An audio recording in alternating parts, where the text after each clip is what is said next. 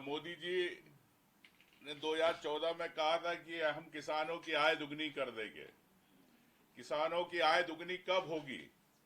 जब किसानों की फसलें पकेगी, उनकी खेतों के अंदर उनको समय पे खाद मिलेगी।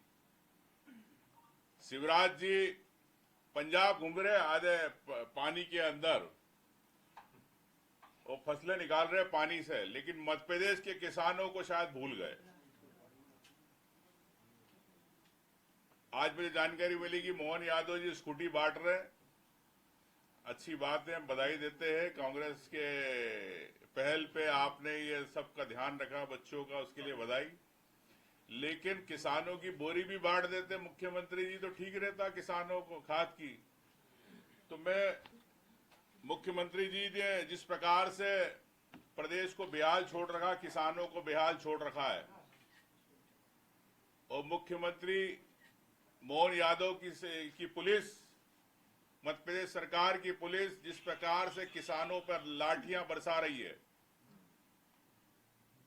2 सितंबर 2025 को रीवा में आपने घटना देखी, 8 सितंबर 2025 भिंड में देखी, और कल परसों की बात है 9 सितंबर रीवा के उमरी में खाद वितरण में स्थिति हुई। तो खाद नहीं मिल रही, लाठियां मिल रही है मोहन यादव की भारतीय जनता पार्टी की सरकार के अंदर।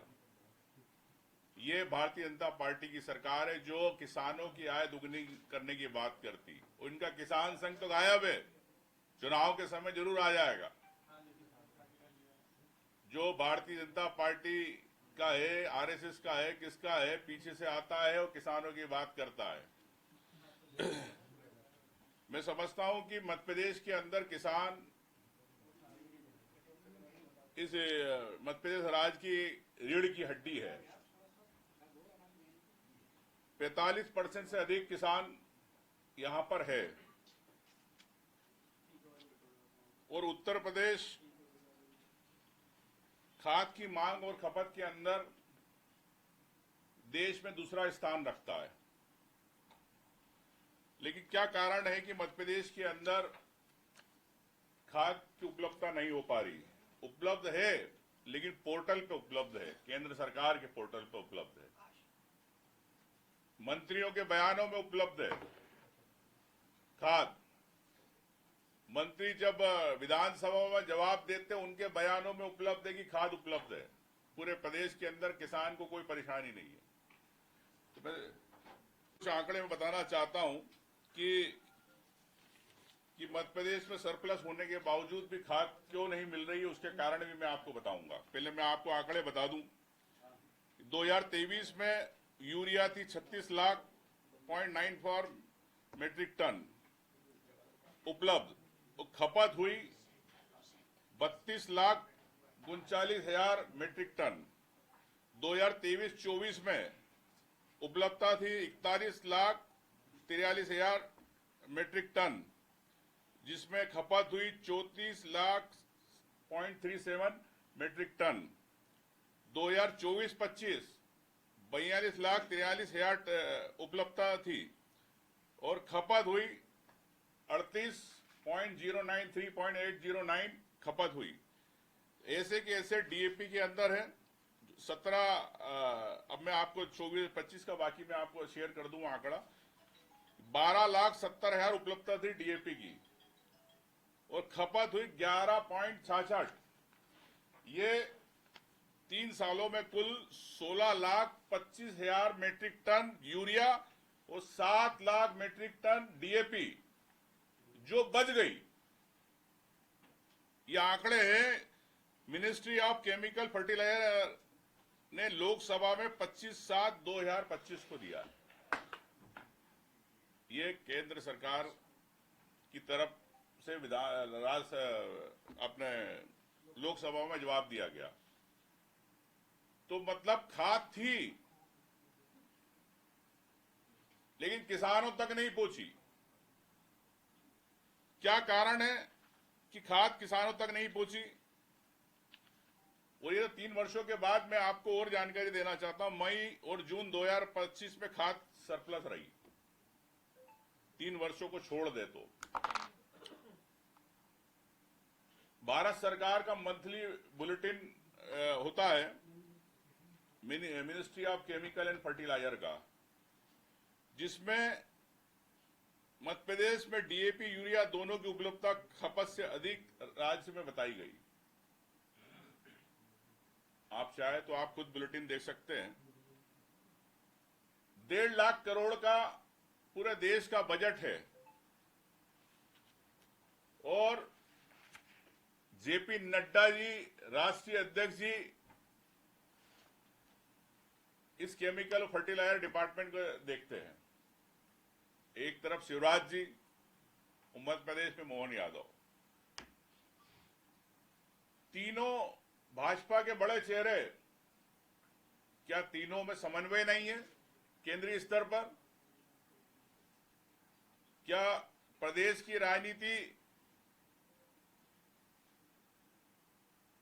में मोहन यादव शिवराज जी का समन्वय नहीं है किसानों को लेके? डिस्ट्रीब्यूशन को लेके बार बार सरकार बात करती है कि डिस्ट्रीब्यूशन की दिक्कत। मैंने विधानसभा में कहा था, सुझाव दिया था सरकार को कि क्यों ना आप खाद सोसाइटी के बजाय हर पंचायत में पहले आप उस किसान की वहां पे पंचायत स्तर पे मांग बुलवा ले, उतनी खाद वहां पहुंचा दे। विश्वास सारंग जी मंत्री जी ने जवाब दिया कि आपका सुझाव अच्छा है। मोहन यादव जी ने कहा आपका सुझाव अच्छा है, लेकिन सुझाव मैंने किसानों के लिए दिया था। उमंग सिंगार खेती नहीं करता, मैंने किसानों के लिए सुझाव दिए था, किसानों को खाद उनके गांव में पहुंचे, उनकी पंचायत में पहुंचे। लेकिन सरकार लीपापोती करती है, भाषणबाजी करती है, लेकिन किसानों के आंसू नहीं पहुंचना चाहती।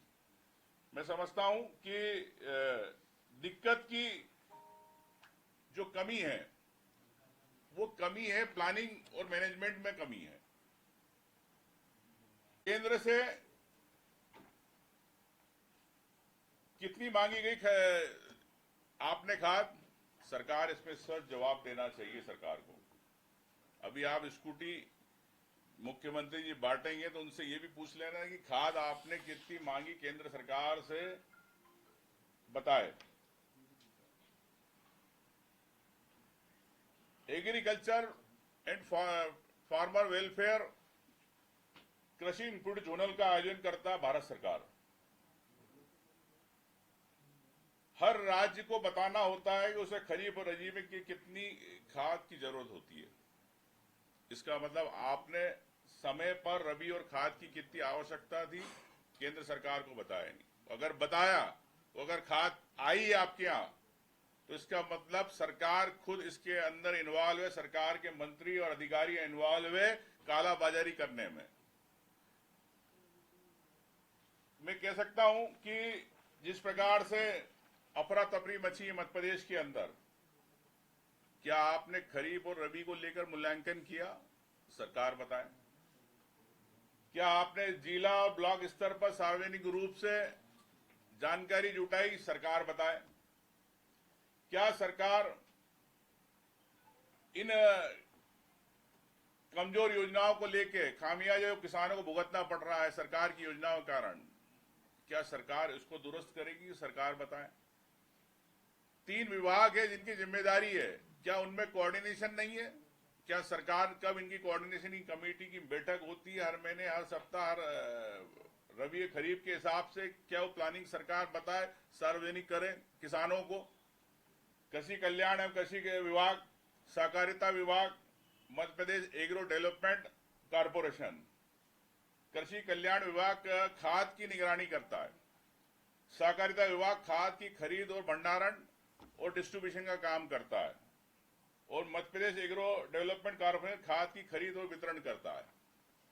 तो इसका मतलब स्पष्ट है कि इन तीनों विभाग में ही कुछ गड़बड़ है, जो जानकारी डिस्प्ले पे नहीं पहुंचाई जाती। आज इंटरनेट का जमाना है, ऑनलाइन हर चीज आप योजना की जानकारी देना चाहते हैं, तो किसान को आप उसके ब्लॉक में, उसके जिले पर कितनी खाद कहां उपलब्ध है, क्या इसकी जानकारी आप क्यों नहीं देना चाहते? क्यों आप बिचौलियों या कालाबाजारियों के हाथ में रखना चाहते हो? क्या ये ऐसे कौन से अधिकारी उनके हाथ में रखना चाहते हो कि ताकि ये जानकारी सार्वजनिक नहीं हो? मैं चाहता हूं कि सरकार को इसको डिस्प्ले करना चाहिए। इस प्रकार का एक मैकेनिज्म सिस्टम बनाना चाहिए कि हर किसान को अपनी सोसाइटी, अपने क्षेत्र में डीएपी खपत, यूरिया कितने लॉट आया, कब आने वाला है, ये जानकारी उसको उपलब्ध होना चाहिए। साथ में आप समझते हैं कि कालाबाजारी को लेकर एसेंशियल कमोडिटी एक्ट 1950 के तहत आवश्यक वस्तु घोषित किया गया। तो फर्टिलाइजर कंट्रोल ऑर्डर 1985 में वैसे नियंत्रित किया गया, लेकिन मैं समझता हूं कि सरकार ने कालाबाजारी को लेकर कोई सख्त कार्रवाई नहीं करी। आप किसानों की पे लाठी पड़ रही है मोहन यादव की सरकार की, मोहन यादव की पुलिस की, लेकिन कालाबाजारिया को नहीं पकड़ा जा रहा। तो मैं समझता हूं कि सरकार को तत्काल इस पे समीक्षा करना चाहिए। और जो मेरे सवाल है कि इन समन्वय कैसे हो, जानकारी सार्वजनिक कैसे हो, इस पे मोहन यादव जी को एक कैबिनेट बुला के या इस विभाग के तीनों विभाग की समीक्षा करें, और आने वाला सीजन में फिर ये परेशानी होगी। नहीं तो मैं यही कहना चाहता हूं कि अभी लाठियां चल रही है किसानों पर, मोहन यादव जी और भारतीय जनता पार्टी को कहना चाहता हूं कि अभी चल रही है लाठी किसानों पर, कल यही किसान वोट देंगे, ध्यान रखना। खेती को गारंटी देने वाले कृषि